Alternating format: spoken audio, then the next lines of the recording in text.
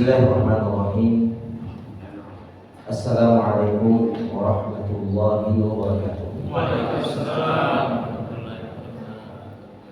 Alhamdulillahilladzi bi ni'matihi tatimmu shalihat.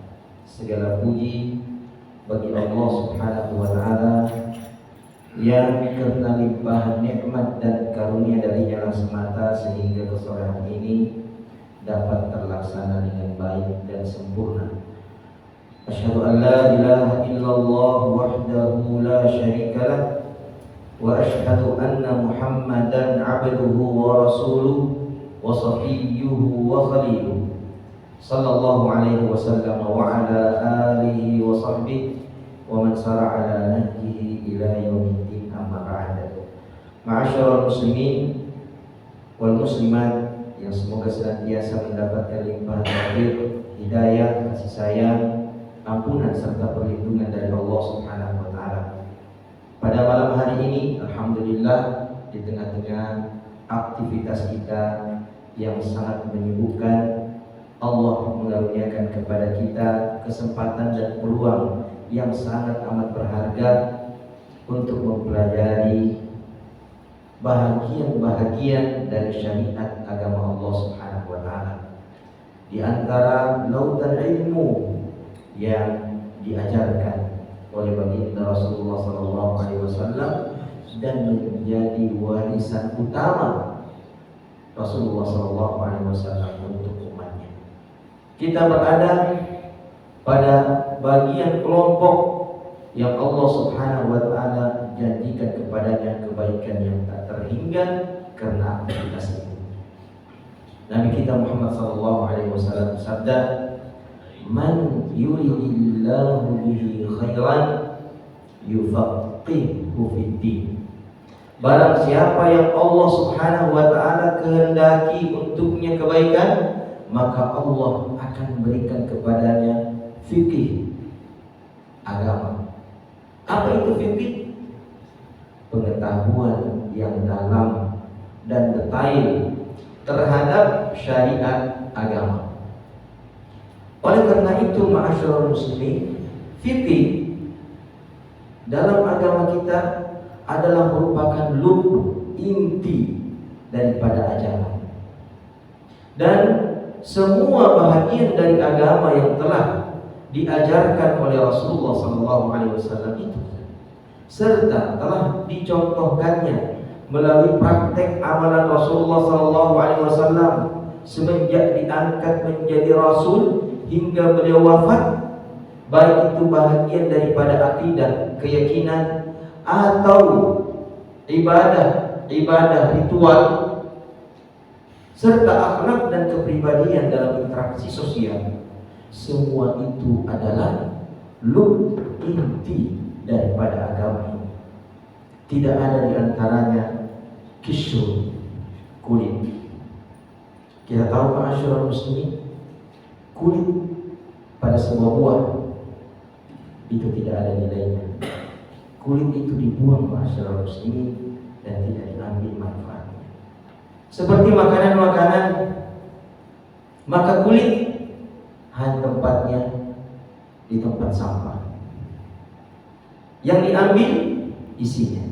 Adakah bahagian dari agama Rasulullah SAW yang akan kita perlakukan seperti kulit, yang akan kita tempatkan di tempat sampah?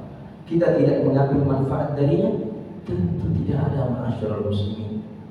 Agama Rasulullah SAW seluruhnya, bahkan perkara-perkara yang paling remeh sekalipun dalam pandangan manusia, tentang bagaimana menyikapi lalat yang jatuh di minuman, yang harus kita celupkan terlebih dahulu, lalu membuang lalat itu serta meminum airnya, itu adalah inti agama, ma'asyiral muslimin. Itu bukan kulit agama.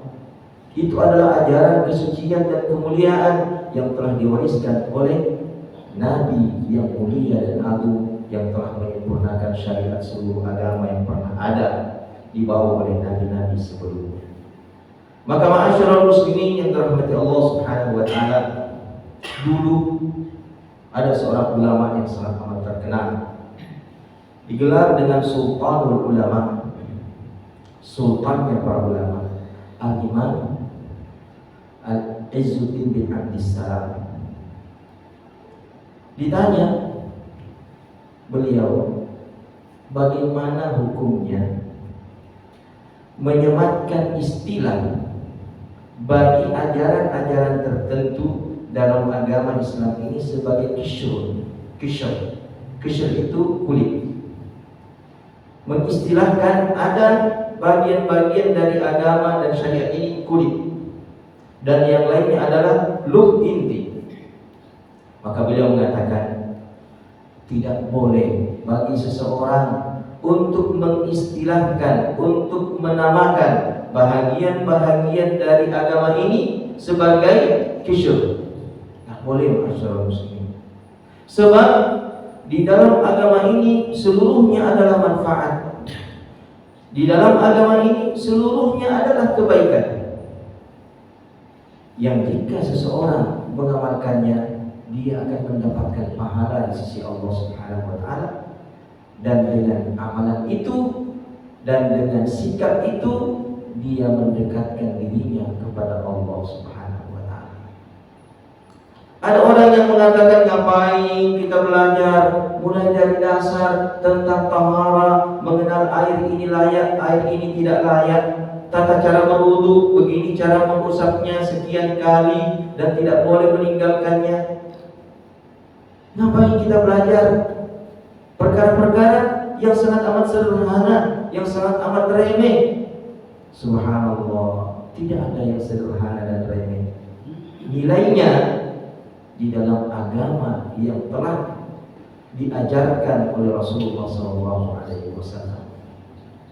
Kalaulah ma'asyiral muslimin, seseorang sangat amat menghargai dan memuliakan penemuan-penemuan spektakuler yang ditemukan oleh manusia-manusia modern saat ini. Dihargai, listrik, televisi, dihargai. Padahal semua itu belum bisa menjamin seseorang selamat di hadapan Allah Subhanahu wa taala. Tetapi betapa dihargai penemuan-penemuan itu. Mengapa? Untuk ajaran yang bisa menjamin kita selamat di hadapan Allah, masuk ke dalam surga dengan aneka kenikmatan yang tak terhingga, kita menganggap itu adalah perkara yang remeh. Subhanallah. Salah satu di antara sifat dan ciri utama Ahlus Sunnah wal Jamaah ma'asyiral muslimin adalah ta'zimuhum li nususis syar'i wa taqdimuha 'alal aqli. Mereka sangat amat ta'zim, memuliakan teks-teks syariat agama, yaitu Al-Quran dan Sunnah. Tentang tahara ma'asyiral muslimin, bersuci, ini disebutkan oleh Allah Subhanahu wa taala menjadi teks syariat kita, termaktub di dalam Al-Quran yang sangat amat suci lagi mulia. Dalam surah Al-Maidah ayat 6, Allah Subhanahu wa taala menyapa seluruh orang-orang beriman dan menyerukan kepada mereka, ya ayyuhalladzina amanu idza qumtum ila sholati faghsilu wujuhakum wa aydiyakum ilal marafiqi wamsahu bi ru'usikum wa arjulakum ilal ka'bayn.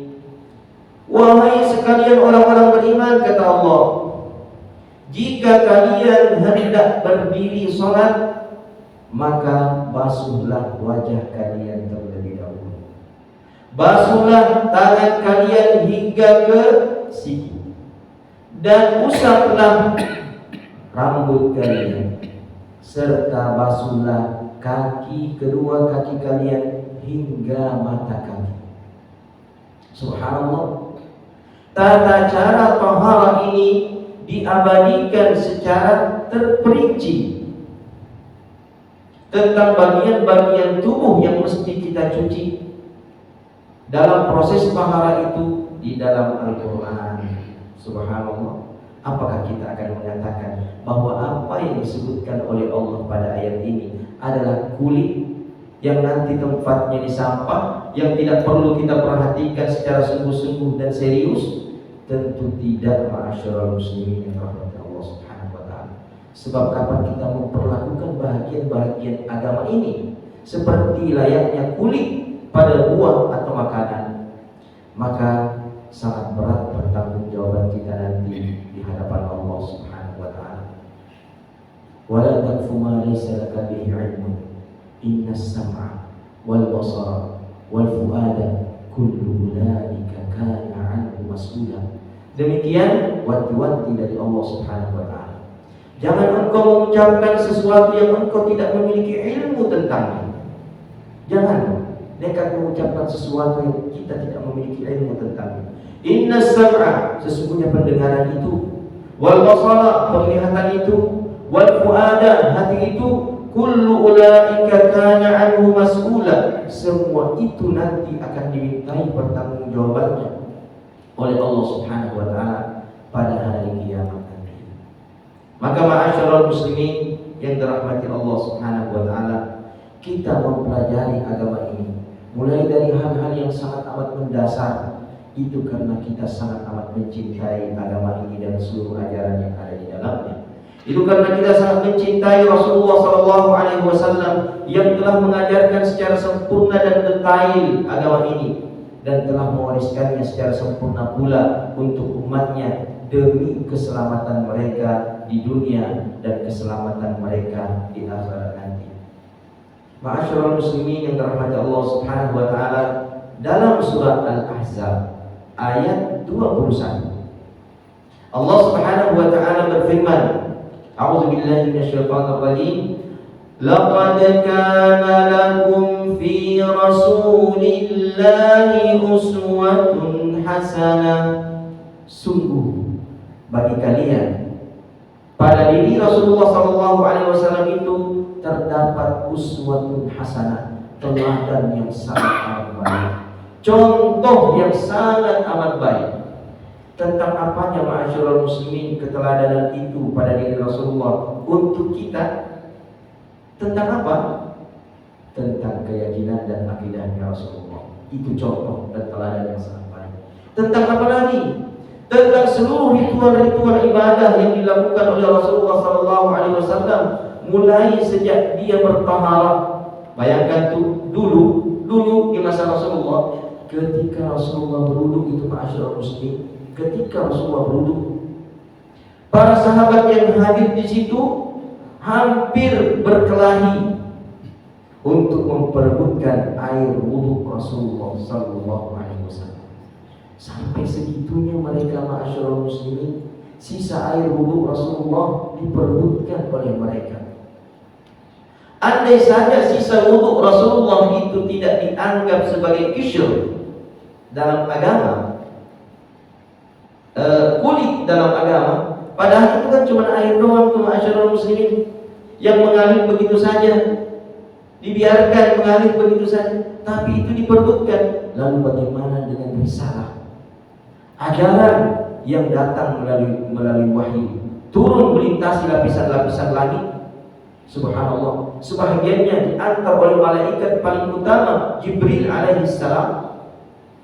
Apakah kita masih tega mengatakan bahwa ajaran itu adalah kulit ma'asyiral muslimin? Tegakah kita mengatakan kepada ajaran Rasulullah SAW yang telah turun melalui wahyu, melintasi lapisan-lapisan langit, dibawa oleh malaikat yang demikian agung dan mulia Jibril alaihissalam, sebagai kulit?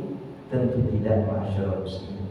Keimanan kita dan kecintaan kita kepada Allah dan Rasulnya tentu menolak istilah-istilah tersebut yang disematkan secara tidak bertanggung jawab ke dalam agama ini.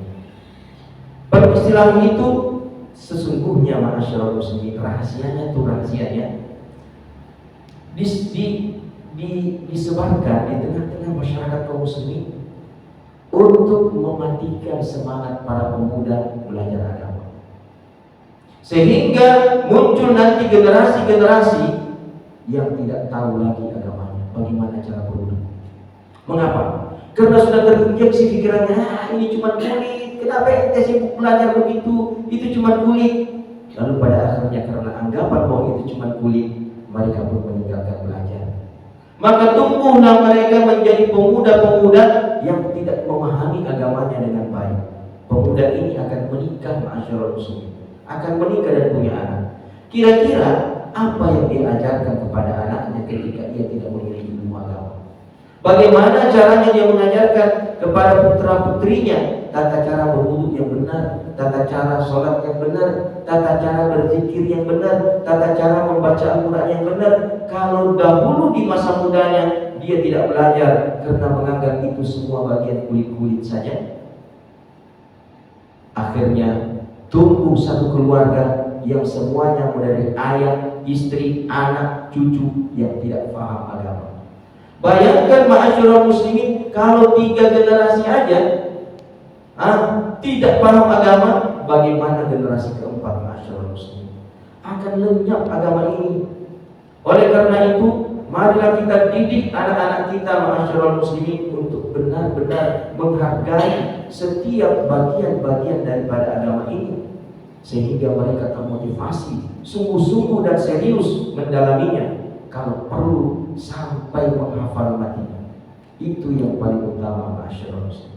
Nah, oleh karena itu, ma'asyiral muslimin, kita datangkan kitab ini. Sekali lagi, kitab ini bukan kaleng-kaleng. Setebal ini bukan kaleng-kaleng.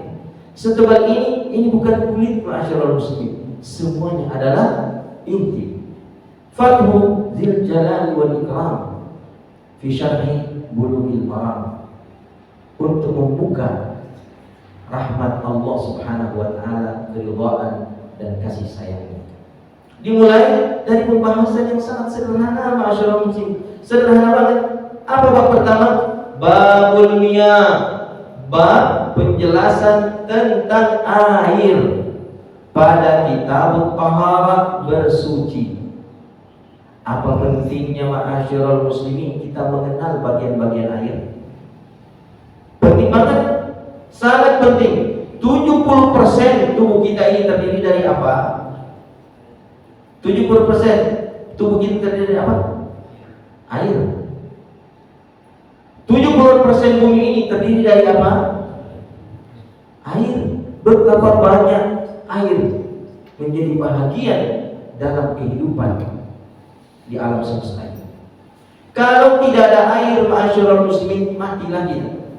Kalau tidak ada air, matilah kita, ma'asyiral muslimin. Maka mempelajari tentang macam-macam air itu penting dalam agama kita. Terlebih pula, ternyata air itu, ma'asyiral muslimin, menjadi kebutuhan utama dan paling mendasar, bukan hanya untuk kehidupan kita secara fisik, tetapi juga kehidupan kita secara maknawi, hati, jiwa. Ternyata, ma'asyiral muslimin, jiwa kita ini akan hidup dengan air. Kok bisa? Ya, dengan taharah, dengan bersuci. At-taharah itu, kata para ulama, ini disebutkan oleh Syekh Utsaimin rahimahullah. Barangkali kita sudah baca tempoharinya. Taharah itu terdiri dari 2 bagian, ma'asyiral muslimin, ya kan?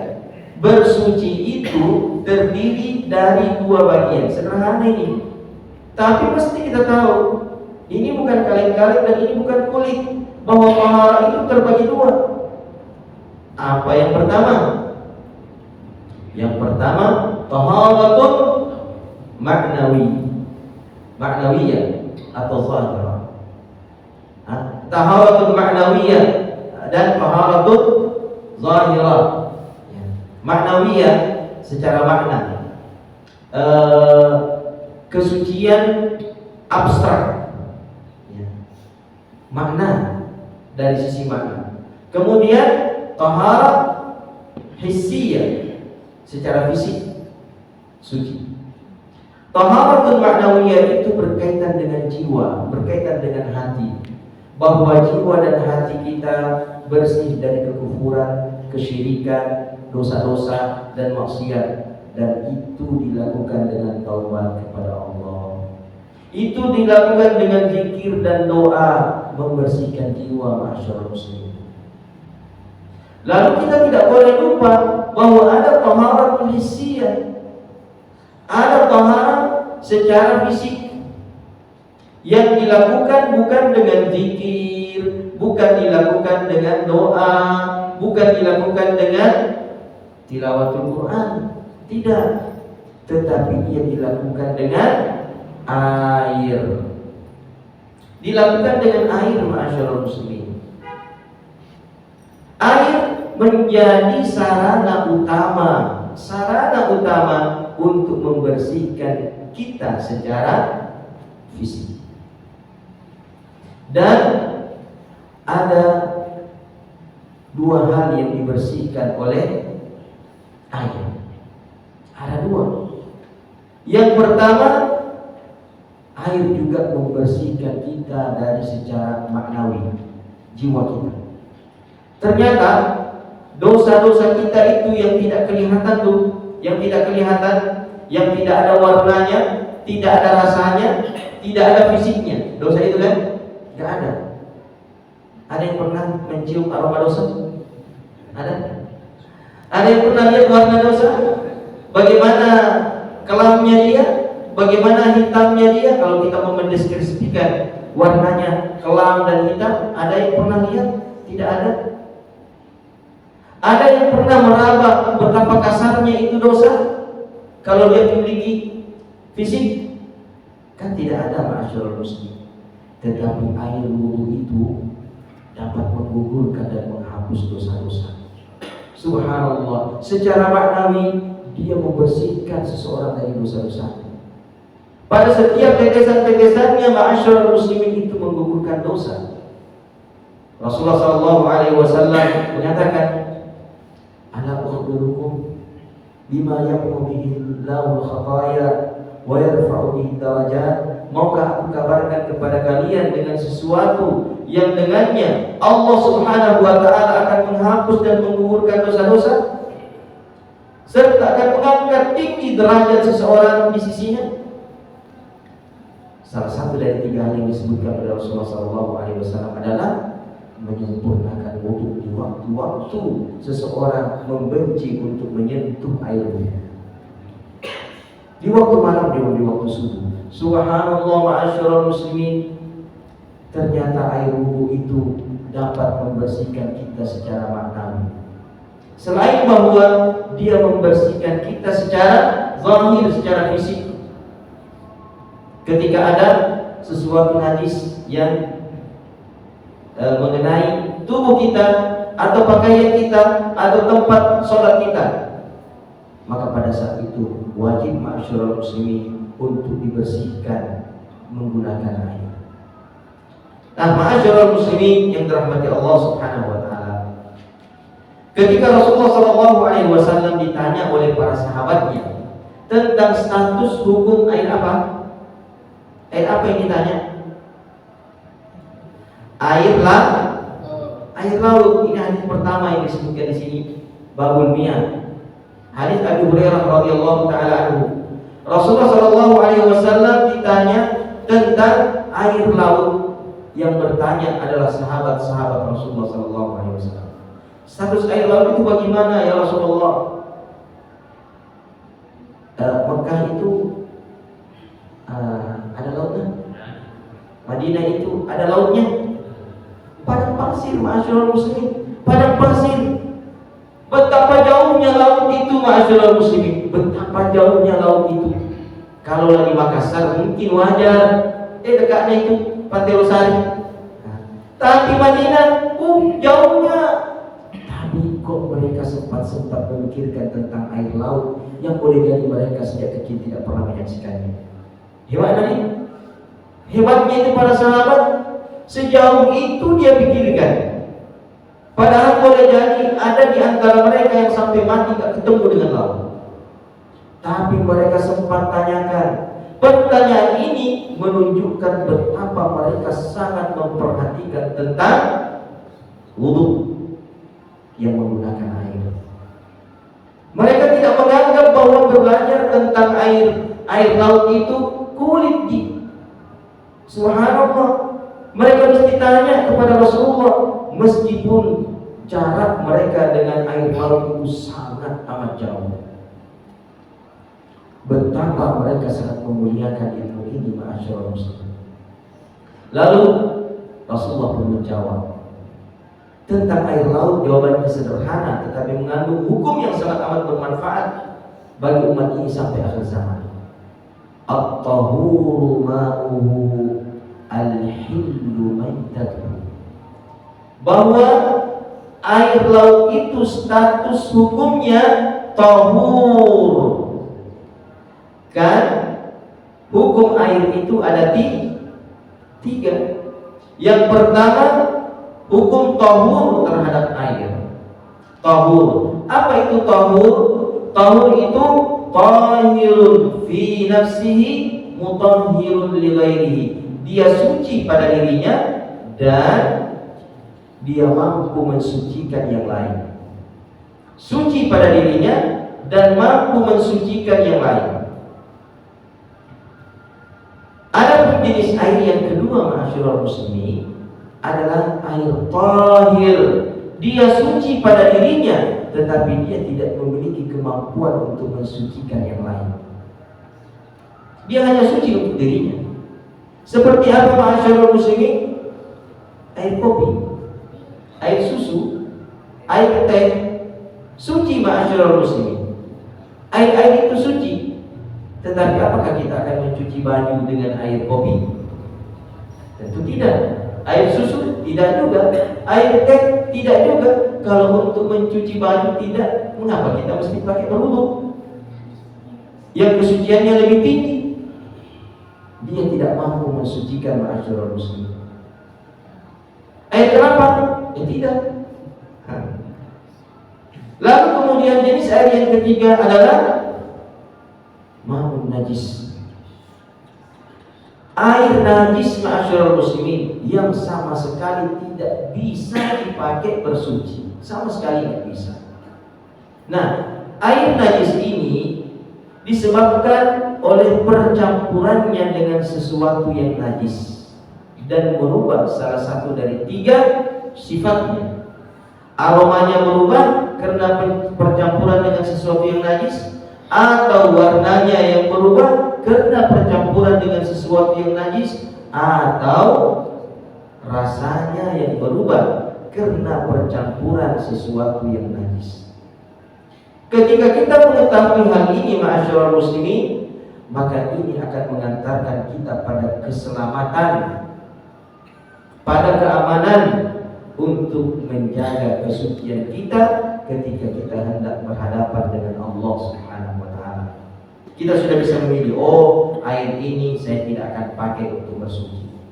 Kalau air ini, ya, saya akan gunakan untuk bersuci. Ma'asyiral muslimin yang dirahmati Allah Subhanahu wa taala. Di sini banyak faedah yang disebutkan oleh Syekh terkait dengan hadis yang pertama pada bab taharah, penjelasan tentang al-miyah, air, yaitu hadis tentang air laut. Banyak faedah. Saya tidak tahu apa faedah keberapa yang telah disebutkan dari 4 faedah yang disebutkan oleh Syekh pada kitab ini. Tapi saya tetap akan baca mulai dari faedah yang kedua. Fawaidu hadzal hadis aidan. Syekh Al-Utsaimin rahimahullah mengatakan di antara manfaat hadis ini husnu ta'limir Rasul sallallahu alaihi wasallam wa ijabatuhu haitsu ya'madu ila al-asya'il jami'ah al-'amma. Metode yang sangat amat baik dari Rasulullah sallallahu alaihi wasallam ketika mengajarkan sahabat-sahabatnya dan menjawab untuk mereka pertanyaan yang diajukan kepadanya, di mana Rasulullah sallallahu alaihi wasallam memulai dengan sesuatu yang jami'ah dan manfaatnya lebih umum. Jami'ah itu merangkum semua kebaikan. Kan pertanyaannya tentang air laut. Bagaimana itu air laut? Rasulullah tidak mengatakan asin. Apalagi kira-kira jawaban-jawabannya? bergelombang atau macam-macam lah ya. Tapi langsung at-tahuru ma'uhu, singkat ya.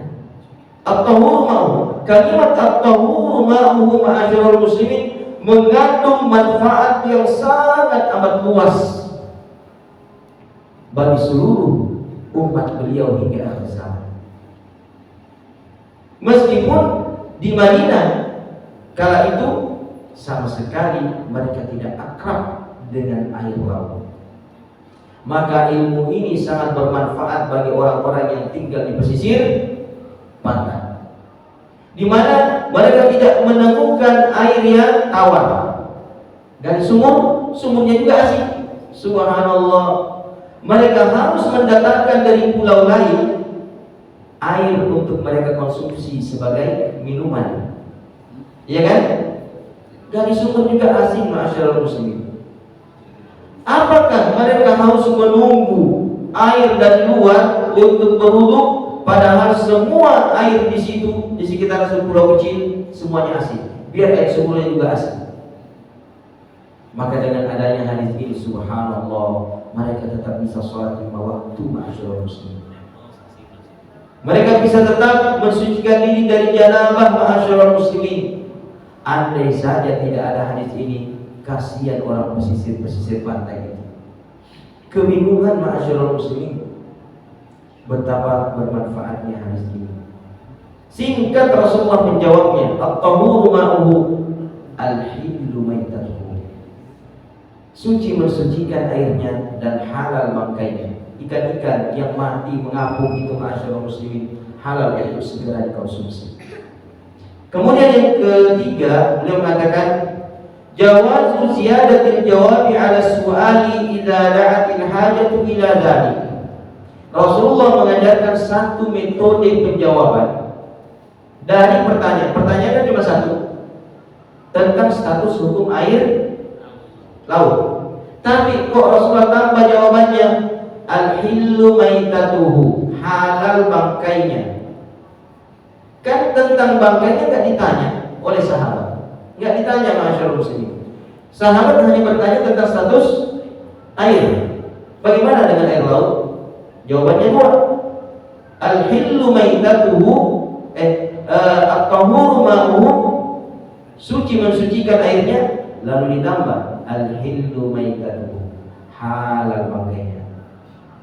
Berarti ada metode baru diajarkan oleh Rasulullah ketika menjawab. Boleh seseorang menambah jawaban jika jawabannya itu benar-benar sangat bermanfaat dan berkaitan erat dengan pertanyaan yang ditanyakan. Wah, berkaitan erat, ma'asyiral muslimin, tentang apa yang ditanyakan oleh sahabat-sahabat Rasulullah SAW, dan sangat bermanfaat. Karena bangkai-bangkai yang mengapung dari ikan-ikan, hewan-hewan laut itu, ma'asyiral muslimin, suatu saat akan ditemukan oleh umat Muhammad SAW. Suatu saat akan mereka temukan, dan dalam kondisi yang mereka butuhkan, iya enggak? Butuhkan. Apakah mereka boleh mengambilnya dan memanfaatkannya? Ternyata oleh Rasulullah SAW telah disebutkan jawaban dan status hukumnya, bahwa semua itu boleh dimanfaatkan. Kemudian manfaat berikutnya, anna jami'al asmaki wal hitani halalun li'umumi qawlihi maitatuhu wa maitatuhuna mufradun mudhafun faya'um. فَكُلُّ مَيْتَةِ الْبَحْرِ مِنْ أَسْمَاكٍ وَحِيتَانٍ فَإِنَّهُ حَلَالٌ طَاهِرٌ أَوْ غَيْرُ طَاهِرٍ. Beliau mengatakan di antara manfaat hadis ini, kita dapat mengetahui bahwa semua jenis ikan yang ada di laut sampai al-hitan, ikan paus yang demikian besar, ketika dia telah menjadi bangkai, itu halal, ma'asyiral muslimin. Dulu ada yang memperdebatkan muntahan. Muntahan apa yang paling mahal? Dia muntah tapi mahal luar biasa. Kan muntah itu kan najis kan? Muntah najis kan? Najis ma'asyiral muslim. Tapi muntahan ini luar biasa mahal sekali. Kalau ada kita dapat sekilo, kayak mendadak kita ma'asyiral muslim. Miliaran ada. Muntahan apa itu? Muntahan paus. Nah, muntahan paus ma'asyiral muslim. Bisa dan diambil manfaatnya? Boleh. Jangankan muntahannya, bangkainya pun boleh. Subhanallah. Ikan paus yang sudah mengapung-ngapung itu boleh ma'asyiral muslimin. Sebesar itu? Ya, sebesar itu. Maka ketika nanti kita berada di lautan lepas, dalam kondisi kehabisan bekal, ada ikan-ikan yang mengapung atau ditambak ikan itu sudah mengapung ma'asyiral muslimin, maka kita tidak boleh membuangnya. Kita justru boleh memanfaatkannya. Padahal mereka dahulu belum pernah barangkali melihat bangkai-bangkai ikan ma'asyiral muslimin. Tetapi jawabannya telah Rasulullah SAW sebutkan untuk para sahabat. Kemudian selanjutnya ma'asyiral muslimin, ada masalah yang disebutkan oleh Syekh di situ. Masalah ini masalah penting. Lau anna al-ma' taghayyara bisamakin maitin fahal yakunu tahuran. Kalaulah air laut itu telah berubah, salah satu sifatnya karena disebabkan bangkai ikan,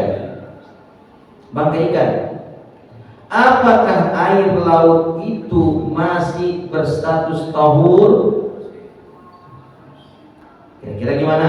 Ini penting kan? Penting ma'asyiral muslimin. Mau dulu nih, ada ikan paus besar sekali udah menjadi bangkai, menggenang masuk waktu zuhur, ombak membawa sekitaran bangkai paus itu kemana-mana dibawa. Warna sebagian sudah berubah, bahkan boleh jadi bagian agak jauh aromanya juga masih tercium pada air itu. Sekarang apakah status air itu masih tahur seperti apa yang disebutkan oleh Rasulullah pada hadis ini tentang air laut, bahwa dia itu tahurun al-hillu maitatuhu, halal bangkainya? Jawaban Syekh di sini ma'asyiral muslimin, na'am yakunu tahuran. Ya, tetap masih berstatus tahur air tersebut. Kenapa? Kenapa ma'asyiral muslimin?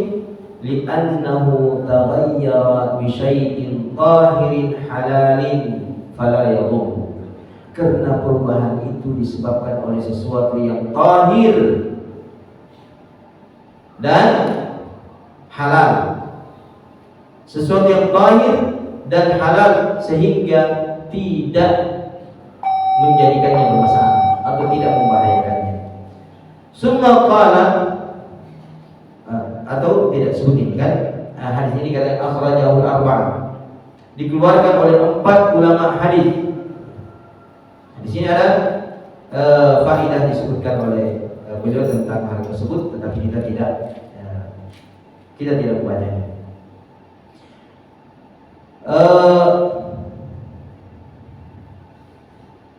Kita masuk kepada hadis yang kedua, taharatul ma. Hadis yang kedua, an Abi Sa'id al-Khudri radhiyallahu ta'ala anhu qala Rasulullah sallallahu alaihi wasallam, innal ma'a at-tahuru la yunjisuhu syai'un. Sesungguhnya air yang sifatnya tahur itu tidak dinajisi oleh sesuatu apapun juga. Penjelasannya, innal ma'a ay jinsul ma'i huna lil jinsi fayashmalu kulla anwa'il miyahi tahurun ay mutahhirun li'annana qulna at-tahuru ma yutatahharu bihi fa innal ma'a at-tahuru la yunjisuhu syai'un.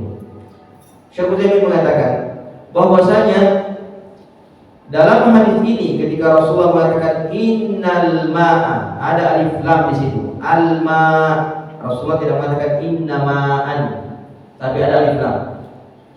Alif lam di sini fungsinya ma'asyiral muslimin untuk menunjukkan keumuman kalimat tersebut. Sehingga al-ma di sini mencakup semua jenis air.